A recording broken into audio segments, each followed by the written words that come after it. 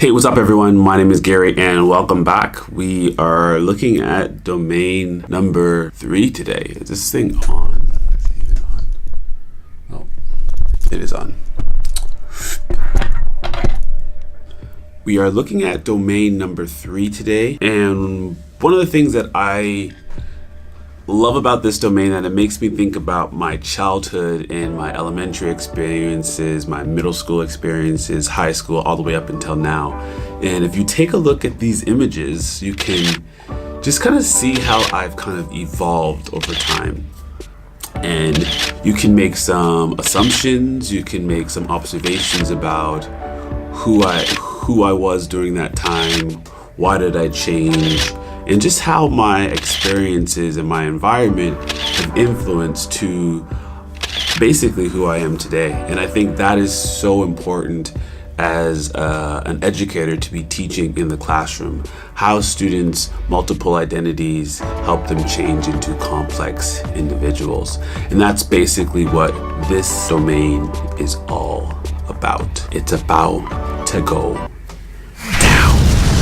But before all that, if you haven't already checked out some of the other domains or the unpacking of the identity standard, please click on this link and check it out. It is extremely important before we get into this work that you understand exactly what it means to talk about identity and why it is so extremely important to have in your classroom. Well, again, thinking about how our identities interact with each other and how they influence us to be complex individuals, that can be looked at in a variety of different ways. I like to think about it as gender, I like to think about it as race, culture, background, experiences, and how all of those things mesh together to ultimately create who you are. And students can really get to this point if that conversation starts in the classroom. Like many of my videos so far, I strongly believe that this work can start by starting off with a read aloud. These are some of the read alouds that I think can be very, very powerful in regards to helping students get to this point. But obviously there are other books out there that you could choose as well that can do the exact same thing. So really it's like basically how do different parts of our identities combine to make us who we are? Who are we? Where do we come from?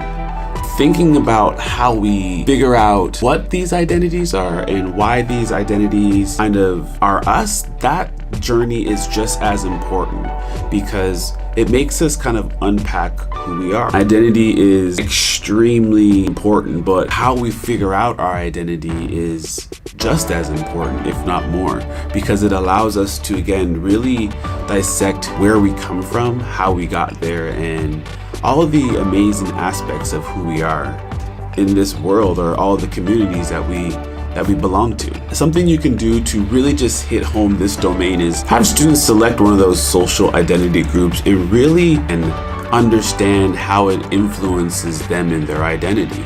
And if you're not sure what some of those groups are, here's a list for you. Basically, you can start with something as specific as gender, age, race, etc. You could do early elementary, you can do middle school, you can do high school, you can do a toddler.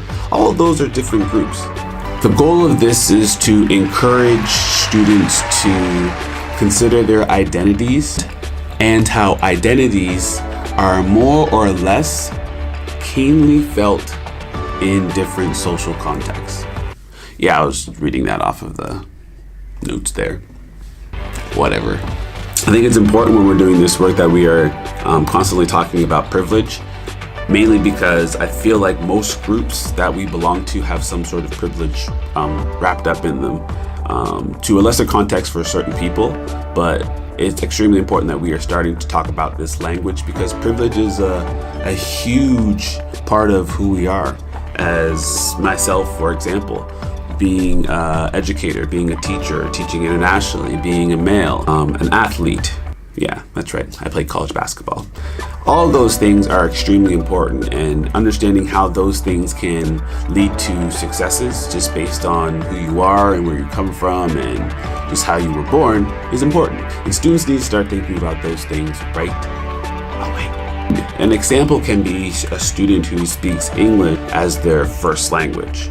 we often just forget because it is so natural to us that English just rolls off of our tongue and we can have this conversation with most people. And I want you to really think about, why is it that we often don't think about having to speak another language while others might? Allowing students to talk about these different social groups and how they make up complex people will help you build a community in the classroom. Students will start to respect each other more, understand each other more, and they will start to understand each other's cultures and become interested in each other. Cool activity I heard from a friend is that maybe students could create their own social identity group.